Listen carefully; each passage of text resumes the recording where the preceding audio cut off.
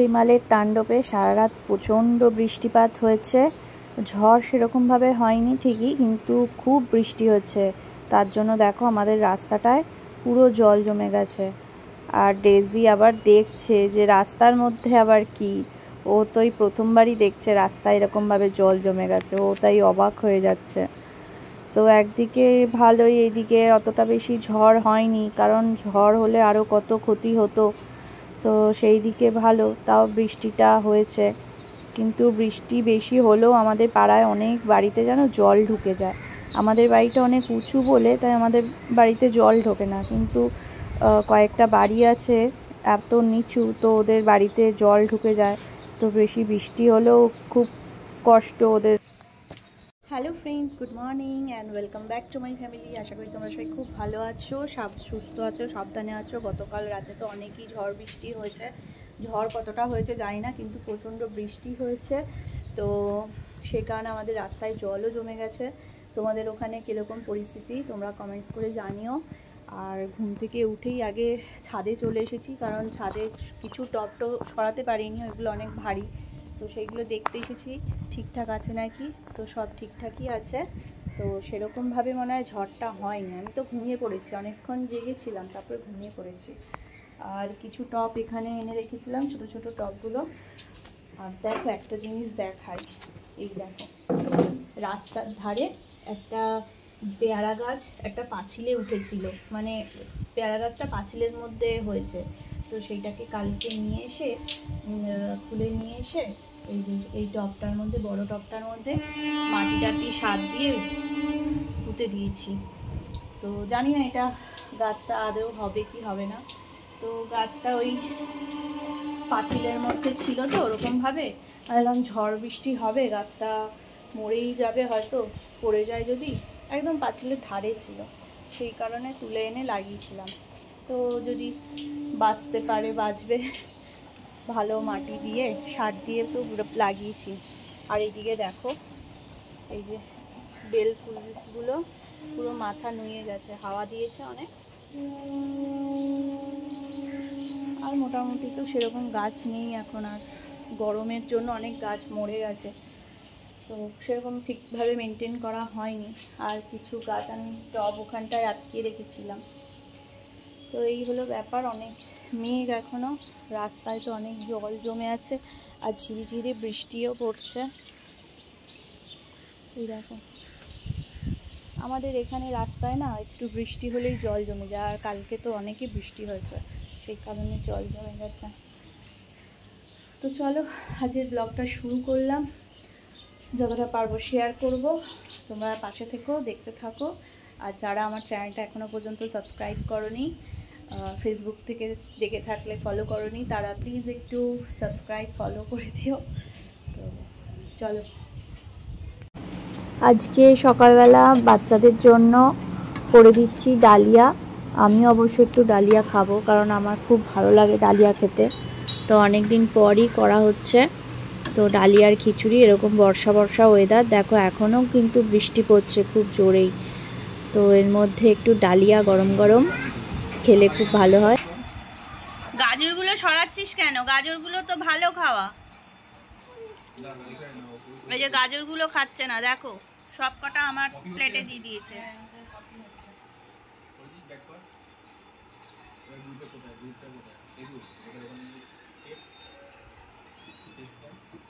আমি খাচ্ছি ডালিয়া, আমার খুব জোর খিদে পেয়ে গেছে। আর বুবু দেখো খাবে না, ও হরলিক্স খাবে বলছে।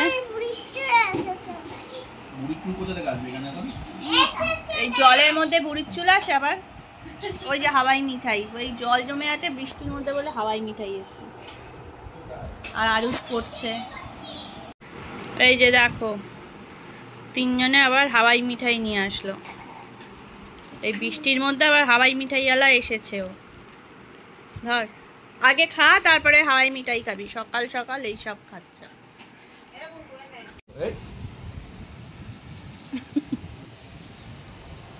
ভিজে গেছিস কেন? খাটে উঠলি তুই? এই খাওয়া দাওয়া করে আসলাম, আর এই যে বৃষ্টির মজা নিচ্ছি একটু বসে। তারপরে ঘরকে কাজ করব, ঘরটার গোছাবো। তারপর স্নান টান করে পুজো টুজো দিতে হবে। আজকে আর শ্রিয়া বুবু পড়তে বসলো না, বললো যে ওরা নৌকো বানাবে, কাগজের নৌকো বানিয়ে ওই যে নিচে জল আছে রাস্তার জলে ছাড়বে। ছোটবেলায় আমরাও করতাম। এদিকে বৃষ্টিতে ভিজে ছাদ থেকে আসলো, এসে খাটের ওপর উঠলো। আজকে খাটের চাদরটা বদলাবো, কারণ ও কালকেও উঠে পড়েছিল, চাদর নোংরা হয়ে গেছে পুরো একেবারে।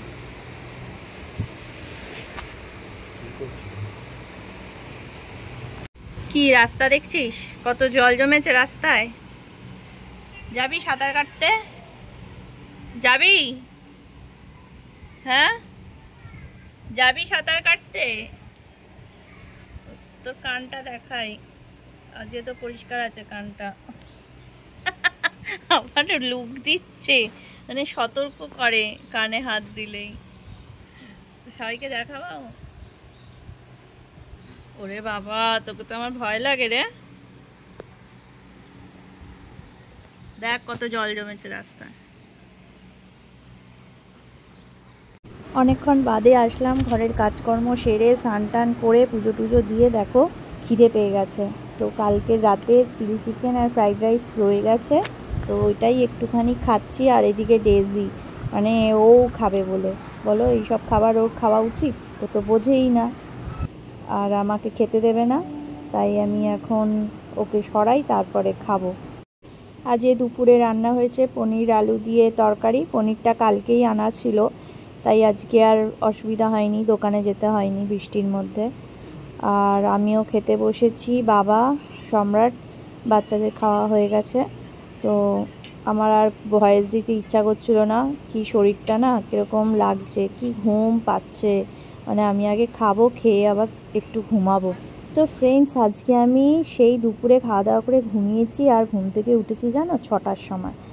তারপরে চাটা খেয়ে এই যে দেখো রাতের আয়োজন, সম্রাট বলল খিচুড়ি খাবে, তো এই চাল নিয়ে আসলো, গোবিন্দভোগ চাল, মুগ ডাল, পাঁপড় আর ডিম। তো ডিমের অমলেট হবে আর খিচুড়ি হবে। তো এই এখন আমি করব, এখন বানাবো খিচুড়ি। রাত্রিবেলা বেশ ঠান্ডা ঠান্ডা ওয়েদার, বৃষ্টি বৃষ্টি পড়ছে। তো দিনের বেলা তো পনির হয়েছিল, রাত্রিবেলা এখন খিচুড়ি বানাবো, তারপর সবাই খাওয়া দাওয়া করবো। ফোনে গেম খেলে যাচ্ছে। আর দেখো এখনো রাস্তায় কত জল, কমেনি। সম্রাটের গাড়িটা সকাল থেকে ওই জলের মধ্যেই রয়েছে, ঢোকাতে পারে না, কি আর করবে। আকাশে এখনো মেঘ, ঘন মেঘে ঢাকা, সুবাসিনী রাখা। যাই খিচুড়ি করতে। আর একটা মেয়েকে দেখো সেজেছে, বউ সেজেছে।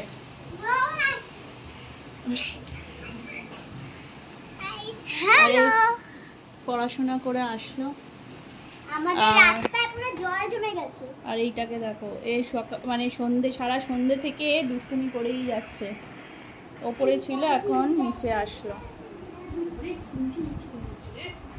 আমি এখন খিচুড়ি করতে যাই। আজ আমার শরীরটা ভালো লাগছে না, কেমন ঝিমানি ঝিমানি লাগছে।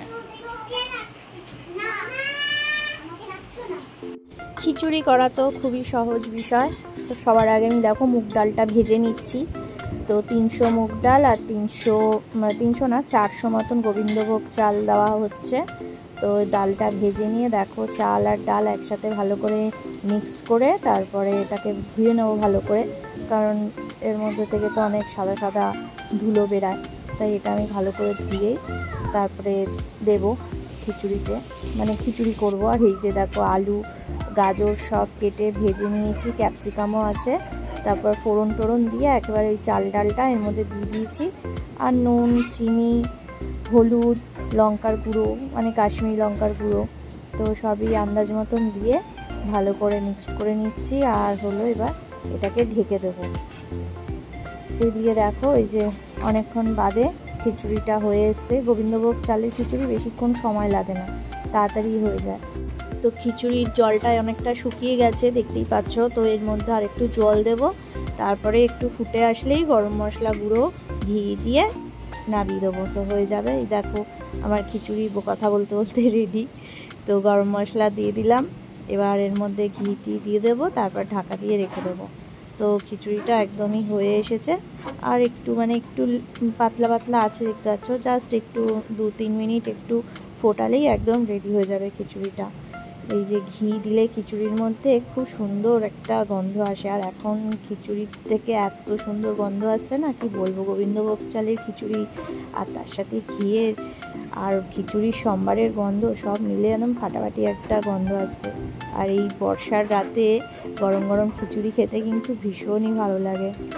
আর এদিকে খিচুড়িটাও হয়ে গেছে, আর এখানে দেখো আমি পাঁপড় ভেজে নিয়েছি আর ডিম ভুজিয়া করেছি, আর অমলেট করলাম না, একটা একটা করে অমলেট করতে অনেক সময় লাগবে। আর এদিকে আমার খিচুড়িটাও রেডি হয়ে গেছে।